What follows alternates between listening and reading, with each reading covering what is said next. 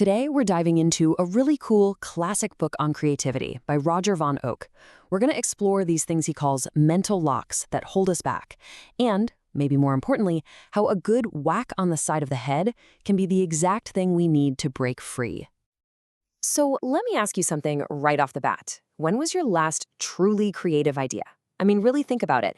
Was it this morning, yesterday, a week ago? Your answer, believe it or not, probably says a lot about how you even define creativity in the first place. You know, this was a real answer someone gave the author, and it's just perfect, isn't it? We have this tendency to think creativity has to be some huge, artistic, world-changing thing, but really, it's often just about finding new connections in our everyday lives. Okay, so the big idea in this book is that we are, a lot of the time, our own worst enemies when it comes to being innovative. We walk around with this set of, well, what he calls mental locks. So what are these mental locks? Well, they're basically these attitudes we've learned over time, habits of thought like follow the rules or be practical. They're the things that keep our thinking on a super familiar, well-worn path. But here's the really crucial part. These locks aren't bad. Actually, they're vital for just getting through the day. You don't want to get creative while you're driving on the highway, right? You just follow the rules. The problem comes when we need a new idea and we can't figure out how to turn these locks off. All right, let's tackle the first and maybe the most powerful mental lock there is. It's one that gets drilled into us from our very first day of school. The belief that for every single problem, there's only one right answer. Okay, check this out. This is a classic exercise from the book. Which of these 5 figures is different from the others? Just take a second, pick one. I bet you'll land on the same one most people do. So did you pick B? Yeah, most people do. Our logical brain immediately sees it's the only one made of all straight lines. It's a perfect, satisfying right answer. But wait a minute. What if C is the right answer? It's the only one that's asymmetrical. That's a totally valid right answer too. And we could keep on going. D is the only one that has both a straight and a curved line. This is what he means by the right answer trap.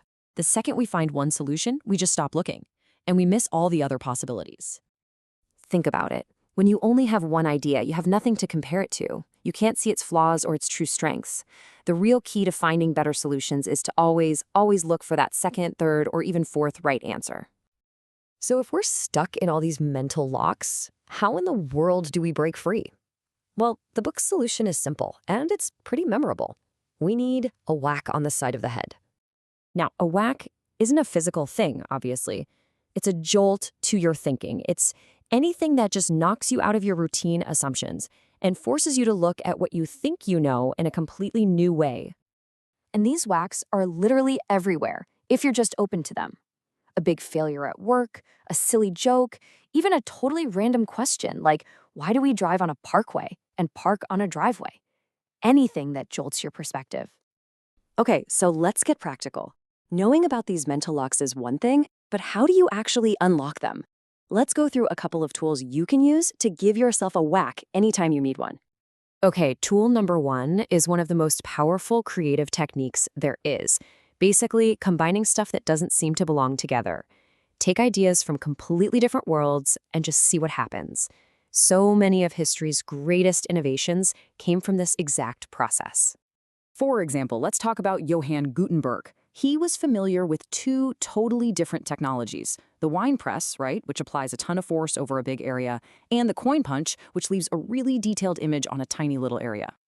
This question right here was Gutenberg's whack. He asked a question that nobody had ever thought to ask because he combined 2 completely unrelated ideas. And the result of mashing those 2 things together, the printing press, movable type, an invention that literally changed the entire world. That's the power of connecting the unconnected. All right, here's another awesome tool. Give yourself permission to play the fool. Now, the fool's job isn't to be stupid. It's to challenge all the rules and assumptions that everybody else just takes for granted. Just look at this example. The sacred cow is the corporate motto, right? Committed to excellence. The fool's move is to just reverse it. Committed to incompetence. I mean, it sounds absurd, but it forces you to think. What are the benefits of incompetence? Well, you'd spend less on development, training costs would be lower, And suddenly you're generating ideas that break you out of that obsession with perfection. So, whether you're searching for that second right answer or you're playing the fool, all of these tools, all these concepts, they really just boil down to one simple but really powerful idea. This is really the heart of the entire book. Creativity isn't always about finding brand new things to look at. A lot of the time, it's about looking at the same old things with brand new eyes. Gutenberg saw the same wine press as everyone else. He just thought something different about it. So I'll just leave you with this question. What's one rule, one routine, one right answer in your own life that you've just been taking for granted? What do you think might happen if you decided to play the fool and just challenge it just for today?